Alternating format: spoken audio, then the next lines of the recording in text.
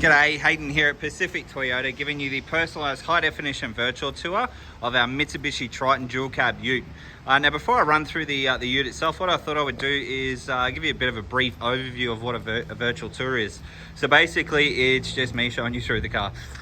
We just do it through video format for our guests that obviously can't be here in Cairns with us. But basically, I show you through the vehicle as the same way as if you were standing right next to me on the yard.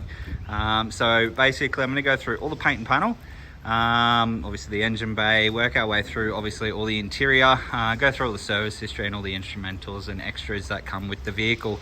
Now, I will point out any discrepancies on the vehicle as well, because basically I'd rather you know exactly what you're buying. That way there's no nasty surprises, A, when you come to pick it up, or B, when it's when we deliver it to your location. So we'll get stuck straight into it and we'll open up the bonnet and make sure there's an engine in there. So pop this one open. Hard doing it one-handed.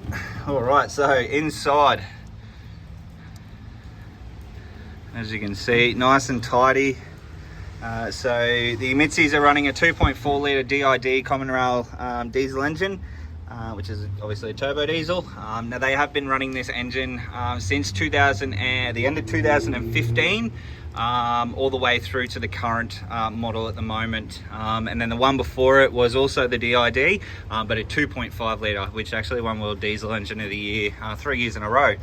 So really, the engines haven't really changed too much other than the way that they've tuned them.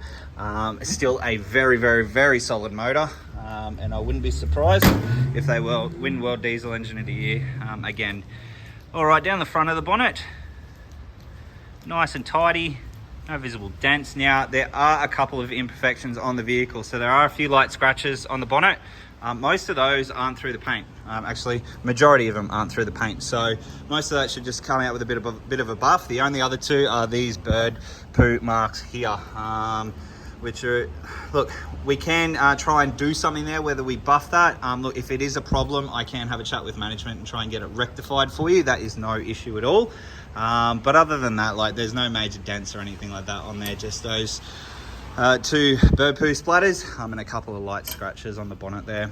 Other than that, all nice and fairly tidy. Coming through the front bar, so we do have a premium Ironman bull bar, which is a tri-loop with the post type. So basically the whole front end is covered. So you've got your headlight covered, and then obviously the front of the car as well. We do have a King's LED light bar there as well. And obviously this bar is winch compatible also. All right, so through the front bar, there's really not much to go through there. It's all nice and tidy, nice and straight. Now with this model here, you'll also get your factory blacked out alloy wheels. Now they are a 17, I'm pretty sure. Yeah, 17-inch factory alloy wheel. Now there is a bit of curbing just on this one here, unfortunately. But the tyres, they're a Falcon Wild Peak tyre, and there's plenty of tread left on those, which is awesome.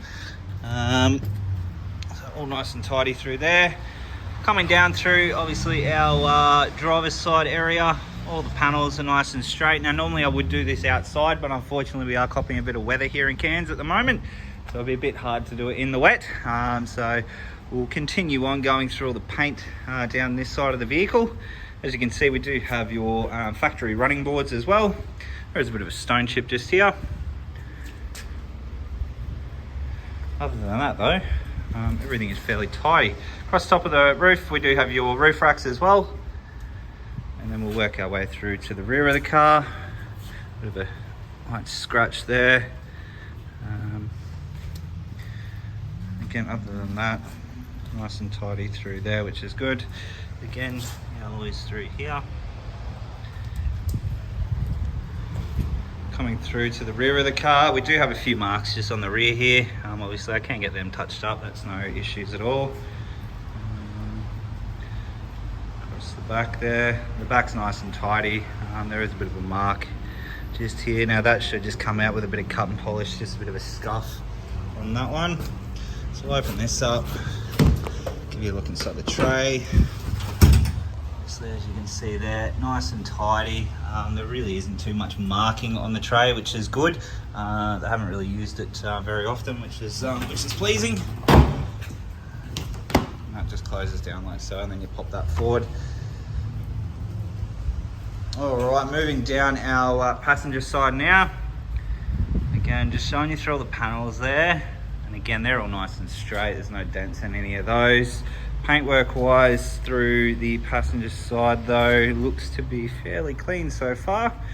Again, there's our alloy. This one has obviously, looks like they've had these painted black, so obviously you can see the silver inside there. So they've obviously had these painted, but obviously the curb there.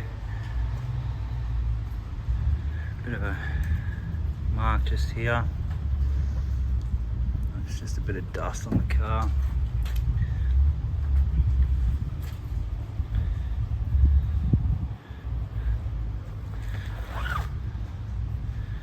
And there's the other alloy there as well.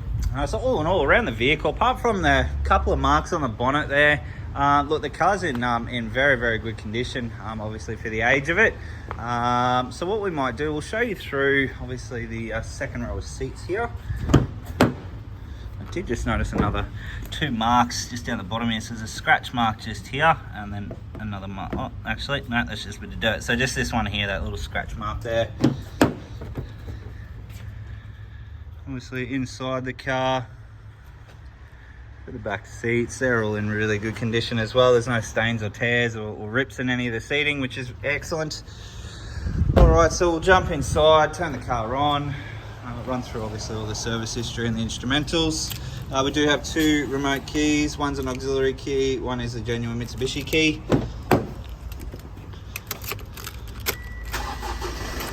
All right, so she ticks over nicely there, as you can hear, but that is your driver's seat. Obviously your passenger seat as well. Alrighty, so inside the car, as you can see, no warning lights on the dash apart from having almost no fuel, but we have 92,826 kilometers showing on the clock there. Instrumental wise, we have all your stereo controls just over here on this side here. So stereo, Bluetooth, and then over here all your cruise control options as well. All right, down over here on our side panel, we have all your window controls with a power fold option, as you can see. And then obviously your light bar, traction control, and then adjustable headlights. Over here, all your window controls with a window lock. And then across over here, we have your infotainment system, which is a touchscreen system. So we'll just turn that up so you can hear it.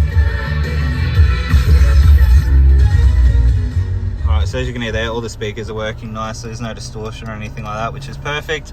It is doubles down as a reversing camera screen as well, and it is fitted out with Apple CarPlay and Android Auto also. Air conditioning control, so it's a dual zone climate control, so each side can have their ideal temperature. We have USB down here, secondary USB, and also a HDMI port as well. Like gearing system. And then one of the best full drive systems on the market being the Super Select 2. So they did change from the Super Select 2 to a normal 2 high, 4 high, 4 low. But obviously the Super Select 2 proved to be one of the best systems on the market, so they've opted to obviously go back to it. Now I run a Triton as well in the MN edition, which is the previous shape to this, and it has the Super Select 2 as well, just with a transfer case instead of the dial. But you got your 2 high, 4 high, and then your 4 high low center diff lock, and then your 4 low low center diff lock. Now, to give you an idea, I've very rarely ever get stuck, and if I do get stuck, it goes straight in a 4 low low C, and I'm straight out pretty much. So one of the best full drive systems on the market in my opinion. Couple of cup holders there, obviously a large center console area, and then inside here we have all our books and a service history. So this was a privately owned vehicle. The service history here. All right, so we have first service at 1100 there, 18,000, 30,000, 47, 62, 73, and the last one down at 88. So that one's not due till 104,000 kilometers. Most of those bar one were done with Barton's Motors, which is the local Mitsubishi dealer. So it has had grubby Mitsubishi mechanics hands all over it, which is always a plus to see, because we know genuine parts are going into it and they have trained technicians that know exactly what they're doing. But inside the car there is really nothing that I can fault. There's no major scratching, there's no rips or stains in the chairs. The dash is in really good condition as well. I do apologise, my phone is stuffing up a little bit. There you go, obviously a bit clearer now. But all in all, look, the car's in fantastic condition. So we're going to jump out and give you a final look over the vehicle now.